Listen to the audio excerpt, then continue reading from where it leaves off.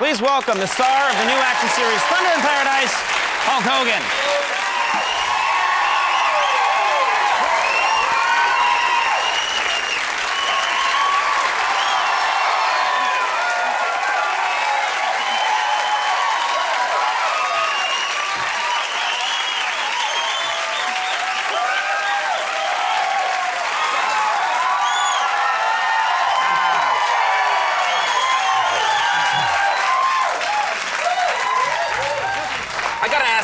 This move where you walk out and go like that to get them to cheer louder, does that always work? That's the most scientific move I do. It always works. Man, the Giant's heavy. Man, I forgot about that. That guy was huge. God bless his soul. You got him completely over your head. It's really weird. That night that I slammed him in the Pontiac Silverdome is a really cool story because the guy that was running the building, managing the Silverdome, said, "Hey, Hulkster, man, you guys need to back off and cancel your show." And I said, "Why?" And he said, "Because the Rolling Stones are coming here this Sunday." And to make a long story short, they did 88,000 people. The next Sunday, we ran the Pontiac Silverdome, WrestleMania 3, and we did 94,000.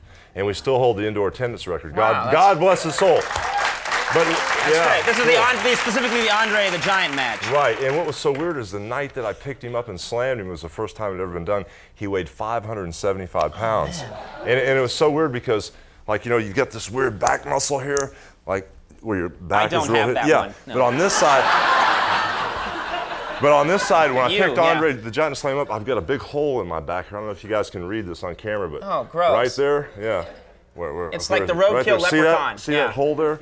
When I picked André the Giant up, I felt this thing snap, and it kind of tore my back out. But that's my wrestling story. Did you know André the Giant? I knew him Were you guys He's friends? a great friend, man. He was a great guy, great friend. And what was so weird is so many people misunderstood him because just like you're sitting in the chair here right now and you're comfortable, André never was comfortable. There was nowhere he could sleep or go to the bathroom or sit, and you know, nothing fit him. And sometimes, you know, not pointing fingers, but sometimes people were so excited to see him, they sometimes were kind of cruel, you know, because I'd walk behind him in airports and I'd hear him say stuff. And so, thank God he was a great guy because we wouldn't have been able to handle him if he had a bad temper or something. You know? Well, he was cool. Now, Thunder in Paradise, this is your new show. And I suppose you'd like to tell us a little bit about it. I would love to. Oh man, I'm losing a button here. Oh, Thunder in Paradise.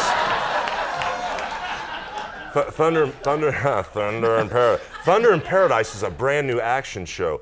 I'm partners with the guys that produce a show called Baywatch, and we've got. Is it the same thing as Baywatch? You and pretty women in bikinis, and you run the water. Well, I own a bar called the Scuttlebutt, and there's this huge hotel that Patrick McNee, he was the guy from the Avengers. From the Avengers, that's right. He owns the hotel, and while he's up there sipping champagne with the upper echelon, I'm down on the beach arm wrestling with my buddies.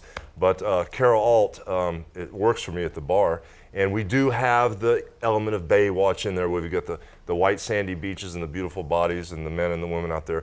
But the whole story is about a couple ex-Navy SEALs. I play one of the Navy SEALs, and Chris Lemon is the other one.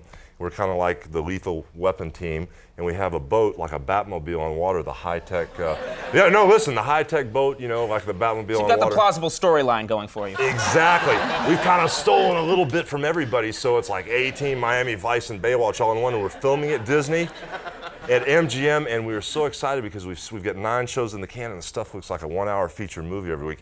And you guys are going to see it in New York here on WWOR on the 25th, 8 o'clock. Oh, wow. Be ready. Now, is this like Knight Rider?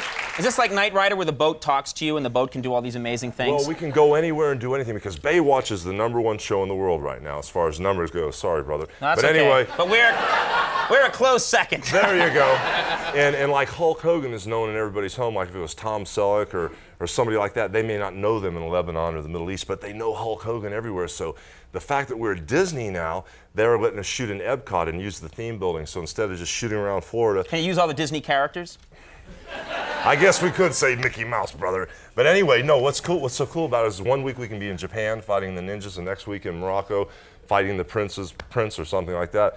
But it's an international show, and we are like modern day pirates for hire. So, I mean, the boat can do anything or go anywhere, and with Disney and the special effects, it can go suboceanic if we want it to. Suboceanic? Yeah, man. Oh, it goes underwater. Yeah, you got it. Or if we wanted to be like, you know, Star Trek, we can make the boat fly with the special effects and like the machines that Spielberg used to make the dinosaurs. We can do anything. You guys better be ready for this. It's going to be the best thing on TV. You've got all the moves worked out. I'm ready, man. All right. You know what? I would love. Yes? What do you think about bringing this guy down to the beach, putting him in a pair of Speedos, and have him be a guest star? Oh, man. Huh? How That's about what it? America wants to see. Conan in a thong bikini. I'd wear one of those, 1920s bathing suits. Those go over really well. Oh, You know, the it'd kind give with the striped It'd piping. give a new and- meaning to the Yeah. rising sun. We'll decode that after the show. All right, now, you started out, I want to ask you something. You started out in wrestling as a bad guy initially, didn't you? You later Well, became... brother, of course I'm a bad guy. That's why they like me so much, because instead of fighting like a good guy, I get up there and poke these guys in the eye, and that's why they love it so much. But I didn't do anything different, man. I mean, I've always cheated. When guys tried to punch me, I'd always bite their hands and everything.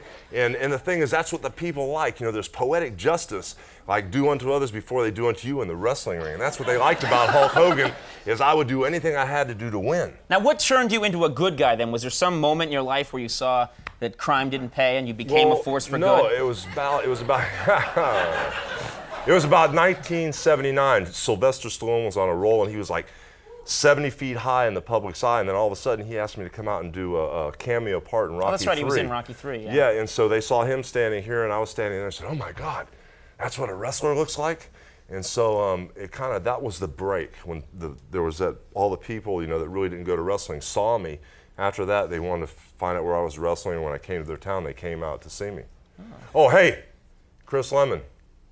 What does that mean? That's our, what do we call it, Jimmy? You just made Chris Lemon happy and you confused 30 million other people. No, what do we call this? Oh, this is, I can't remember what we call it, but we always do this when We call it the time waster, where I'm from. Chris Lemon and I, we always do this when things are going good. Yeah. And then when things are going bad, we go like this. Okay. You know? Well, anyway. Anyway.